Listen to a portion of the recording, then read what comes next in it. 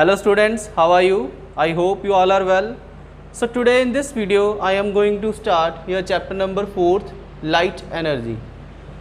So dear students, in my previous videos I had completed your 3rd chapter, energy, and in that chapter I had explained you the concept of work, energy and the relation between work and energy, and also I had completed the different forms of energy. So today in this chapter I am going to start this light energy, and those students who has not seen my previous videos, they must see the videos to understand that chapters also.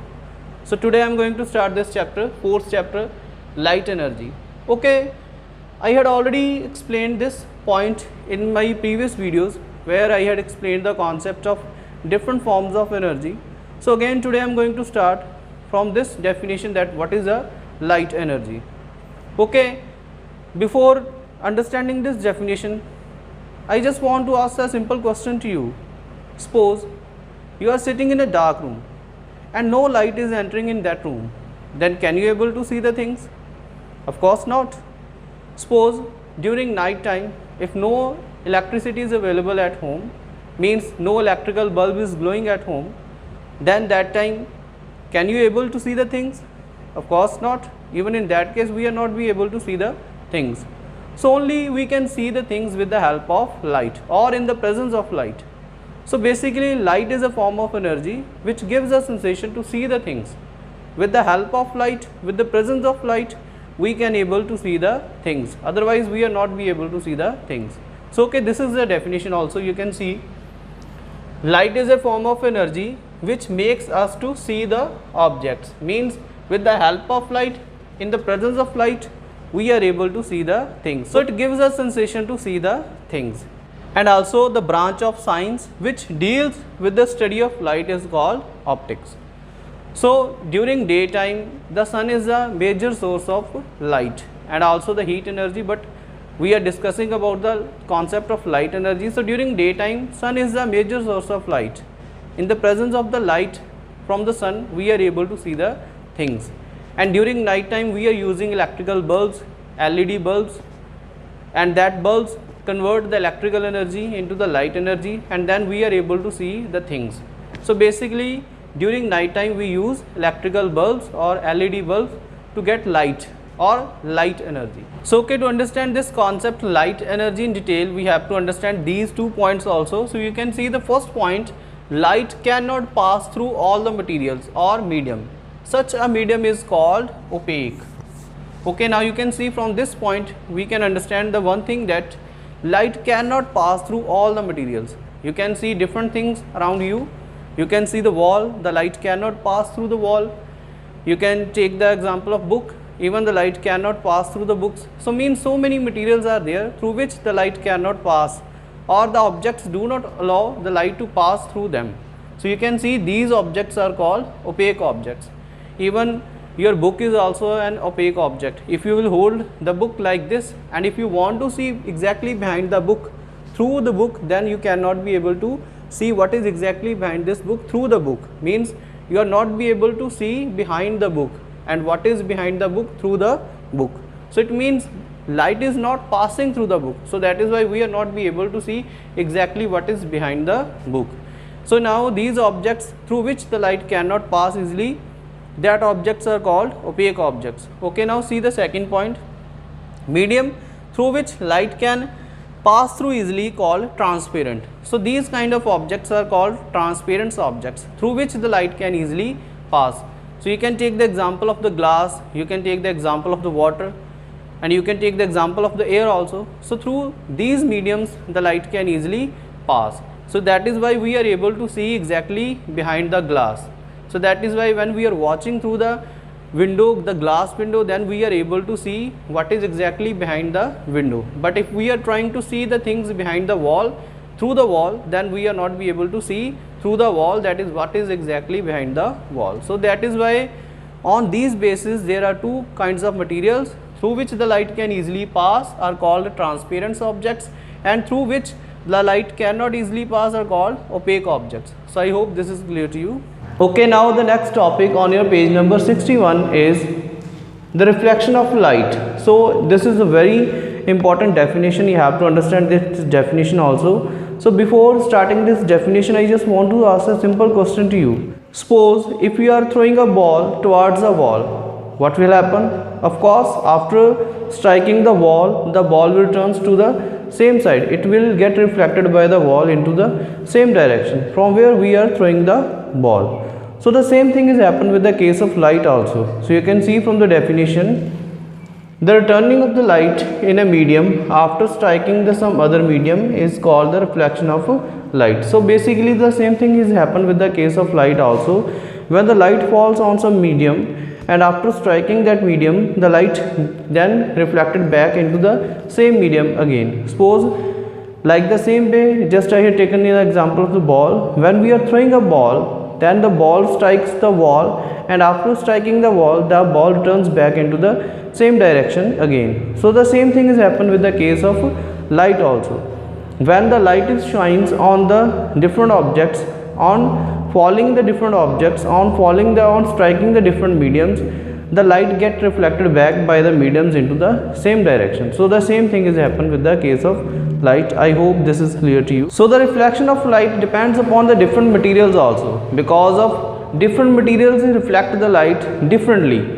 You can take the example of the shiny surfaces. The shiny surfaces reflect most of the part of the light, but the other materials which are not shiny absorb most part of the light and reflected back very less amount of light into the same direction. So now it is clear to us that when the light falls on some other medium, after striking that medium, the light comes back to the same medium through which the light is originated. Okay, now we have to understand different forms of reflection also, different types of reflection also. So just now I had cleared to you the concept of reflection. Now you have to see that there are two types of reflections that depending upon the material on which the light is falling. So it means there are two types of reflection. One is a regular reflection and another is a irregular reflection or diffuse reflection. That is depends upon the material on which the light is falling. That decides that the reflection is regular reflection or the reflection is diffuse reflection. So now you can see here, first of all, what is a regular reflection? So regular reflection, the definition of the regular reflection is if number of parallel rays of light are striking such a surface, then reflected rays of light are also parallel in the same direction, then it is called the regular reflection. So now this case is of the shiny surfaces. So first of all, we have to understand what are shiny surfaces. Shiny surfaces means the polished surfaces. You can take the example of the glass and you can take the example of the mirror also, which we are generally using at our home. That is also called looking mirror or simply mirror. You can take the example of the mirror. Mirror is a highly polished smooth surface. You can also observe at your home that the surface of the mirror is highly polished, means that the surface of the mirror is highly plain surface, polished surface, that are called the shiny surfaces or reflecting surfaces. So you can see this regular reflection takes place on the shiny surfaces. Okay, now you can see here, suppose this is a plain mirror. You can see the example, you can take the example of the mirror. You can take, this is a very highly polished surface and a parallel beam of light. You can see this is a parallel beam of light is falling on this surface. You can see through this diagram. So means parallel beam of light is falling on this surface. When the light is falling and when the parallel beam of light is striking on this surface, after striking this surface, the parallel beam of light is also get reflected and again it remains parallel in the same direction through which the light is falling. You can see parallel beam of light is striking, the reflected light beam is also parallel. So basically when the light falls on the shiny surfaces, then the light when the falling on the surfaces, after striking this surfaces, the parallel beam of light again remains parallel after striking the surface. So this is called the regular reflection. If number of parallel rays of light are striking such a surface, then reflected rays of light are also parallel. Then you can see the reflected rays of light are also parallel in the direction of the return. In the direction of return means through which the light is coming into the same medium the light is reflecting, the direction of return, then it is called the regular reflection. So I hope this is clear to you. So this regular reflection takes place only on the surfaces which surfaces are very shiny surfaces, means which surfaces are very polished surfaces or shiny surfaces. Only the regular reflection takes place on these kind of surfaces. So I hope this is clear to you. Okay, now the next type of reflection is irregular reflection. Okay, now why this irregular reflection takes place? When the light falls on the uneven surfaces, means on the rough surfaces, then the reflection of the light is irregular. You can see in our surrounding most of the materials are rough surfaces, means most of the materials are uneven surfaces. You can take the human body also. We are not even a shiny surfaces, we are not a polished or plain surfaces. Even you can take the example of chair, table, fan. Most of the things that are in our surroundings, all these things are irregular, means these things are uneven. So you can make the comparison with all these things with the mirror. So you can take the example of the mirror. Mirror is a very smooth, very polished reflector. You can see, but all the other things are not regular. Most of the things are uneven. They have not a plain shape. They have irregular shape. So that is why when the light falls on these kind of materials, then this irregular reflection takes place. So you can see the definition first of all. What is a irregular reflection? If a surface is irregular or uneven or rough, you can see if a surface is irregular. Irregular means when the surface is not plain like this, like the mirror. The surface is not plain or not polished like a mirror, that is called irregular.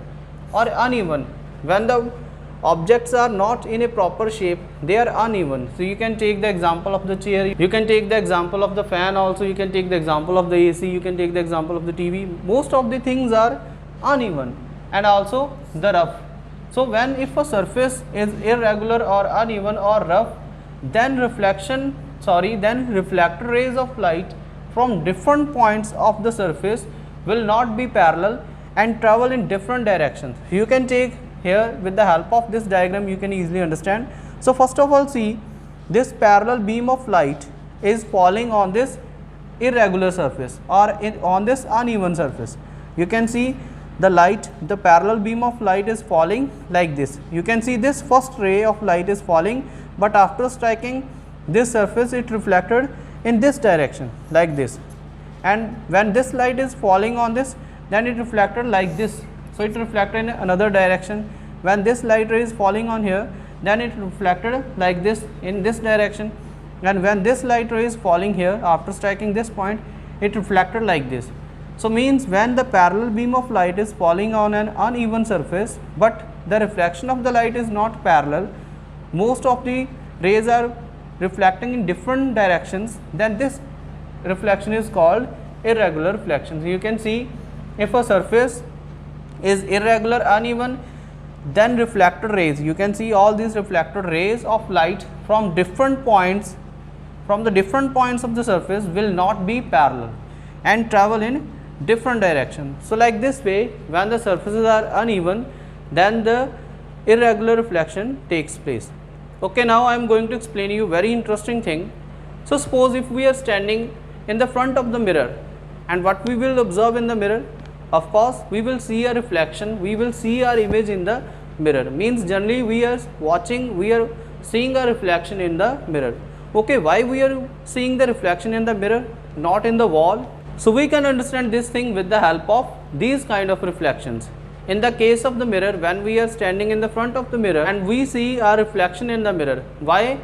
The first kind of reflection which I had explained to you, the regular reflection is taking place in the case of mirror. Why? When we are standing in the front of the mirror, then the parallel beam of light are falling on the mirror and the parallel beam of light is reflecting back into the same direction.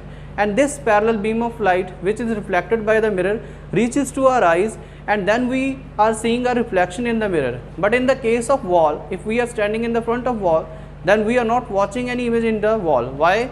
Because of in the case of wall, this irregular reflection is taking place, means this diffuse reflection is taking place. Because when the light rays are falling on the wall, after falling on the wall, the most of the light rays are reflected in different directions. So means most of the light rays are reflected in different directions and no light is reaching to our eyes, and then we are not be able to see our image into the wall. So maybe some students can think that the wall is also looking very smooth, very plain, but when you see the wall with the help of microscope, then you can see even there are minute irregularities are also in the wall. So the wall is not a regular surface. So like this way we see the image only in the objects, which objects are very shiny, only in that objects we see our reflection, not only a reflection, even we see the different reflection of the different objects which are exactly in the front of the shiny surfaces. That is why in the shiny surfaces regular reflection takes place, and then we see the reflections of the objects which are exactly in the front of these kind of materials. And if the objects are irregular and uneven, in that case we cannot see the image of, or we cannot see the reflection of different objects which are exactly in the front of these kind of materials. Basically depends upon the reflection of the light rays. If the light rays are regular reflection is taking place, then we can see the reflection of the objects exactly into the shiny surfaces,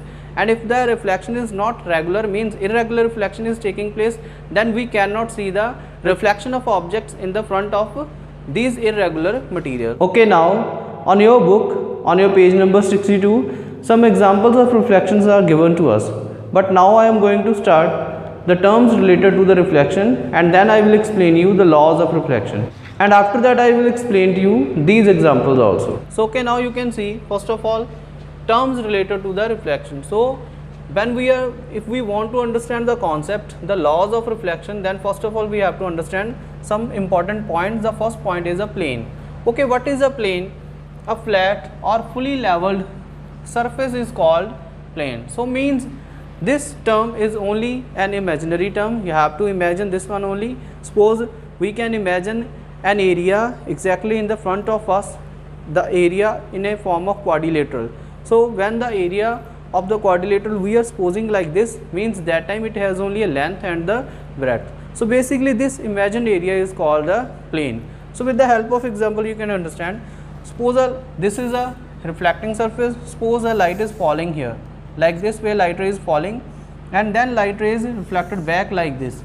So this much area, where the whole area from where the light is falling on the surface, and after striking, when the light get reflected in the same direction, so only this much area, this imagined area where we are only taking the length and the breadth, means we are just taking a plane figure, this is called the plane.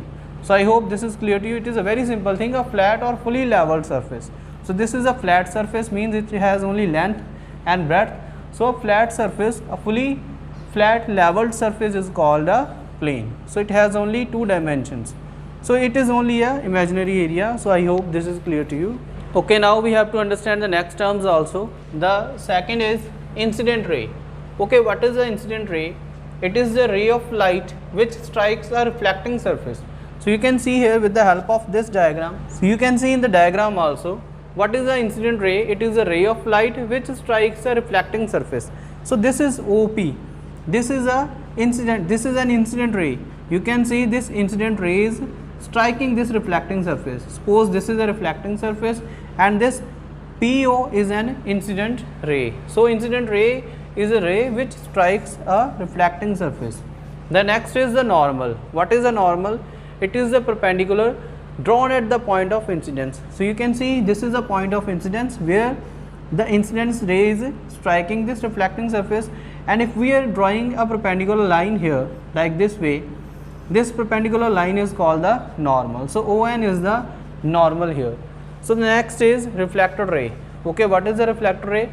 It is the ray of light which is sent back by the reflecting surface to the same medium from which it is originated. You can see this OP line is striking this surface, and after striking this surface, this regular reflecting surface is reflecting this incident ray in the same direction. So you can see this is in the same medium, the light is reflected back when it strikes this shiny surface. Okay, means this is OP is an incident ray, and this ray is now reflected back. When this ray is reflected back, then it is called the reflected ray. So now you can see here in this case OQ is the reflected ray. So OP is an incident ray, ON is normal, and this reflected ray after striking this surface is called reflected ray. OQ is a reflected ray. So these are the important points. I hope this is clear to you. Okay, now the next point is angle of incidence. You can see what is an angle of incidence. angle between the normal and the incident ray made at a point of incidence is called angle of incidence. So you can also understand with the help of this example this point. So first of all, this is an incident ray and this is a normal. OP is an incident ray, ON is a normal, and this point O is a point of incidence. So the angle made by this incident ray and this normal, this angle I, you can see here angle I is an angle of incidence.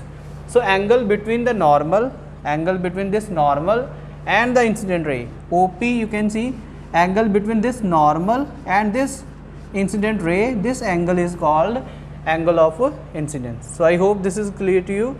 So also you can see the point number 6, it is angle of reflection.